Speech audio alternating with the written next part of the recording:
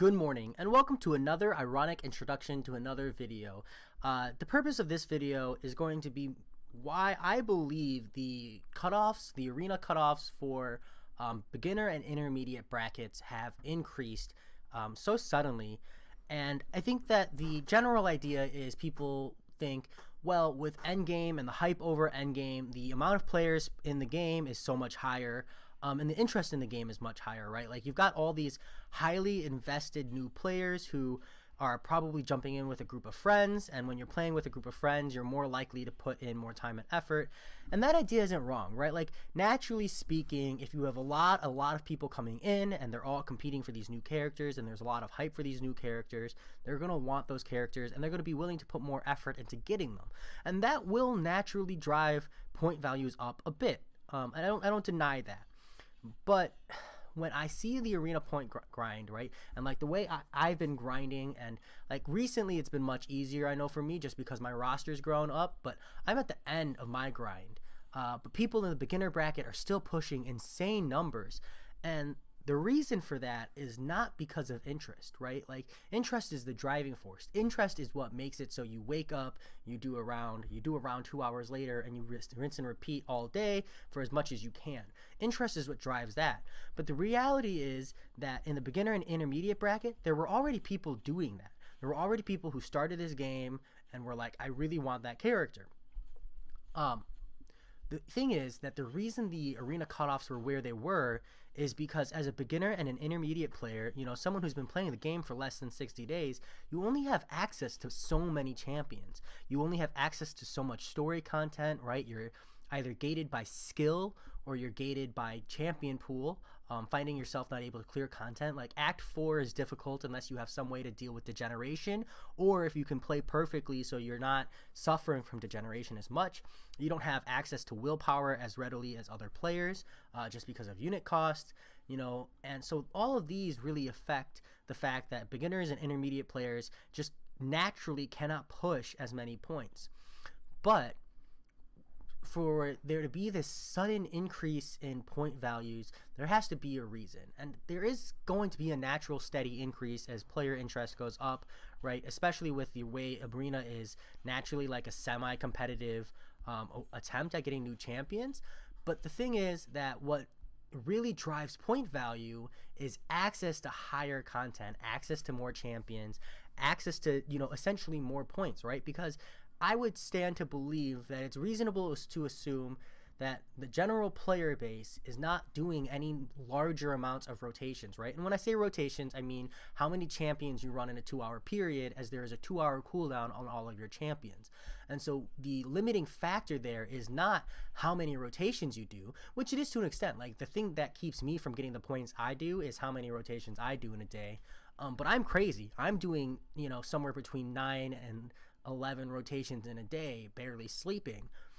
But your average player is probably spending 4 to 5 rotations at most. And the truth is that for your average player who has a job or attends school, you know, excluding like college students because they have way too much time on their hands, your average player is only going to be able to put in 4 to 5 rotations at best, short of, you know, making large life sacrifices and or like the occasional period of time when they have like a couple days off here or there. But that's not enough to drive those point values high.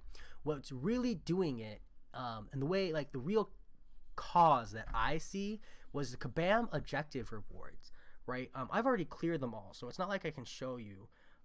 But you know, when you get like the objective reward for completing Act 1 for the first time, you get all these rewards. You get upgrade materials, you get crystal shards, you get gold and experience, you get EXP boosts, right? All of that hyper accelerates new players, and when your new players are able to reach later content faster, have larger champion pools faster, and have upgraded champions faster, they're able to push higher streaks, they're able to do more fights in a single rotation, and those two things combined is really what's driving the points higher, right?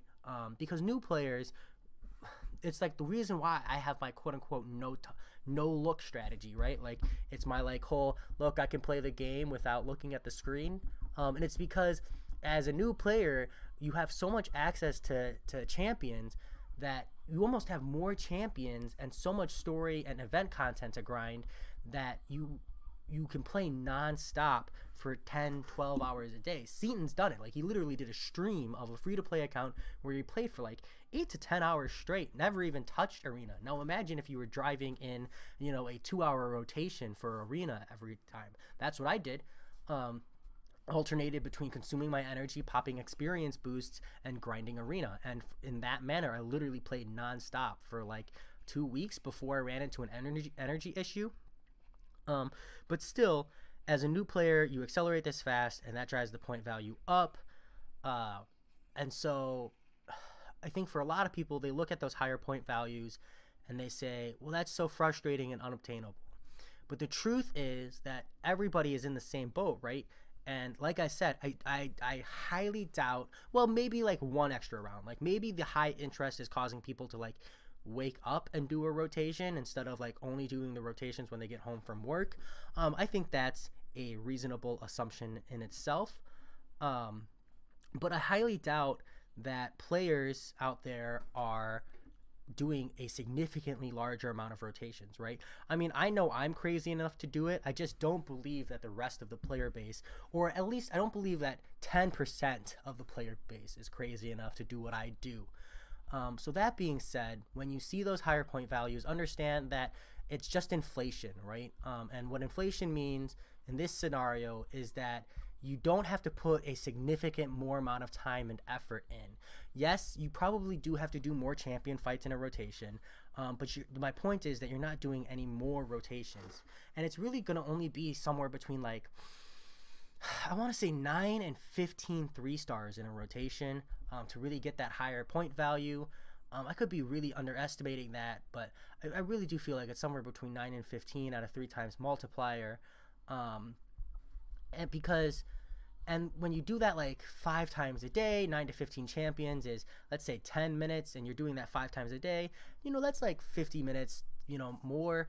Really, it should be less because those fights don't take a whole minute, but giving that the value, it's an extra roughly hour a day. I'm just rounding up and making the number nice and clean, which is more gameplay in itself, but it's all gameplay where you would have been waiting anyways, right? And for a lot of people diving into this new game with like a lot of hype, they don't want to be waiting in the first place. So I don't think that these new point values are unreasonable, but I definitely see it as incredibly frustrating. So that's it for like the whole what I believe is the cause. I'm just going to go on a short anecdote here just because I want to share how incredibly frustrating it is, like, running into these higher point values when you think you've got like incredibly reliable cutoff resources. So the first time I went for a 4-star featured was for Star-Lord. Before that, I had only gone for the basic just because that one was easy. And the basic cutoff at the time I was going for it, I didn't even know what it really was because I was always pushing significantly above the cutoff, just because I was really only grinding one arena. And I'd only done that for like 2, maybe 3 of the arenas, like a week and a half, I want to say. But I went for Star-Lord, and the cutoff on the site I used said 800,000.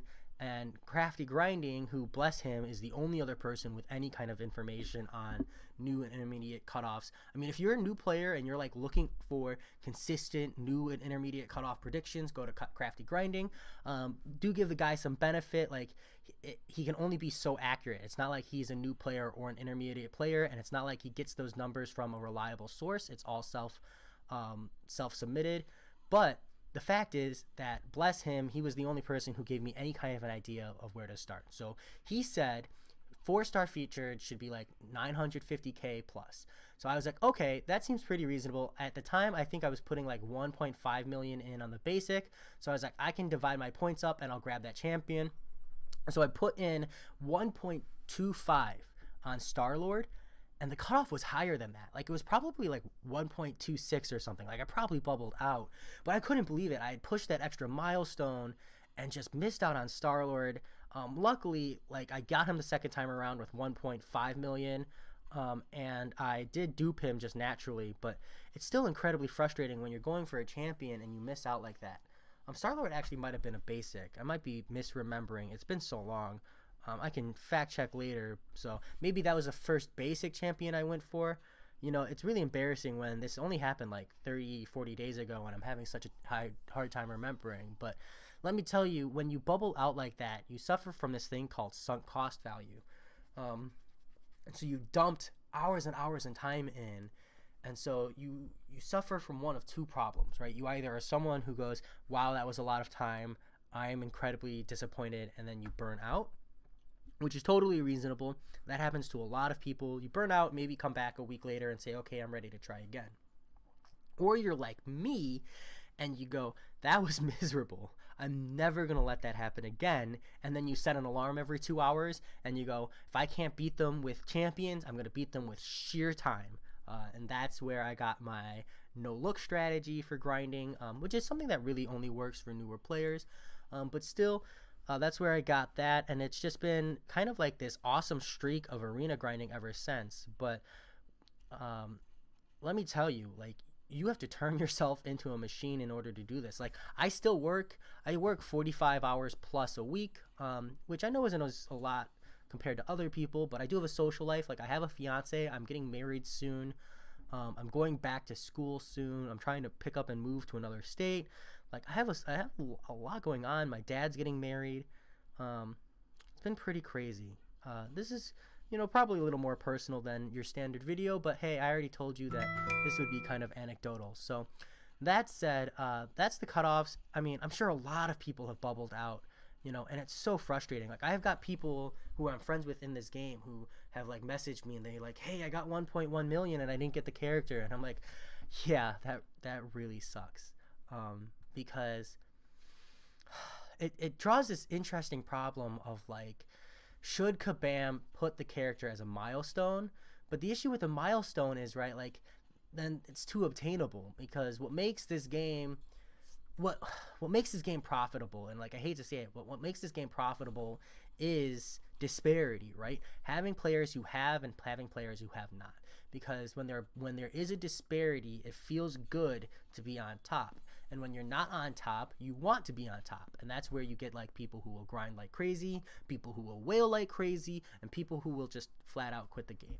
Unfortunately, that's a reality. It separates it into those kinds of like 3 kinds of games. And then, I mean, you also have just like players who just say, F it, I don't care, and they'll just play.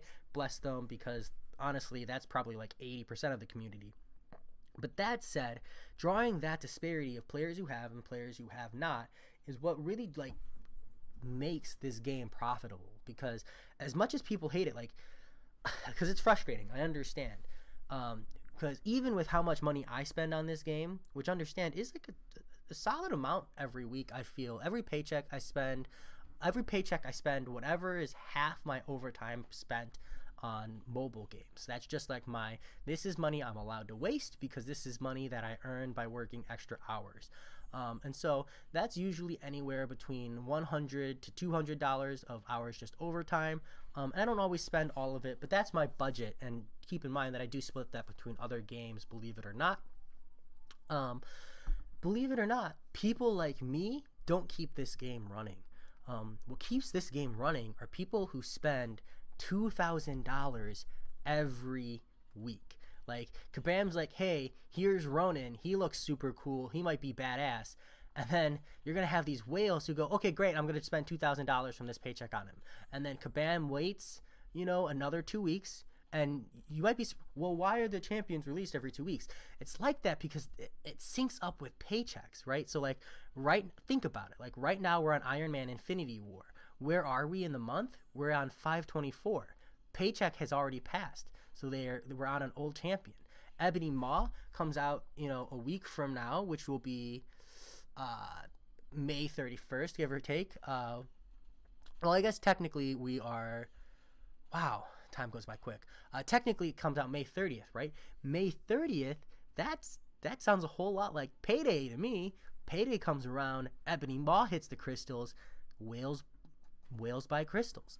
And that's just a natural part of the game. I'm going to make a video talking about like why content comes out on the time schedule it does. And the truth of the matter is, it's to target people who are willing to spend money. It syncs up to when you have money in order to kind of encourage spending. It's something people don't think about, but it's a driving force of free-to-play games.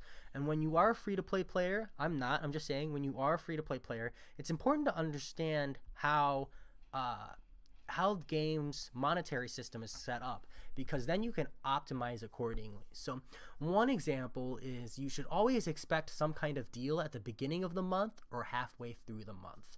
You don't really typically expect deals at the end of the month, right? Like sometime between now and the end of the month, I wouldn't expect anything massive. It's possible, but I wouldn't expect it, just because at this point people have spent their money over the course of the month. They're probably finalizing their bills, balancing their checkbooks, etc.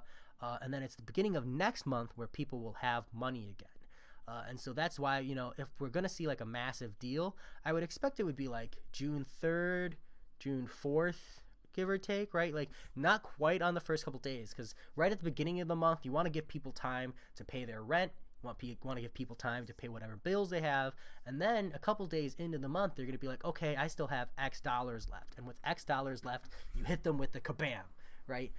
I should go back and check it, but I bet OG Vision came out either in the middle of the month or halfway through the month, because right, that's when you get kabammed. So that said, I've talked a little bit more than I wanted to. It's just, man, the arena grind. It's been a long day of arena grinding. Just for before I sign out here, just so you are aware, I started this arena grind at exactly noon. It is now 6:53 a.m. for me, and it's been a long grind. I haven't exactly been playing nonstop, but I've definitely hit a rotation at least every 2.5 hours. It's just crazy. It's just insane. That said, talk more than I probably should have, but I'll talk to you later.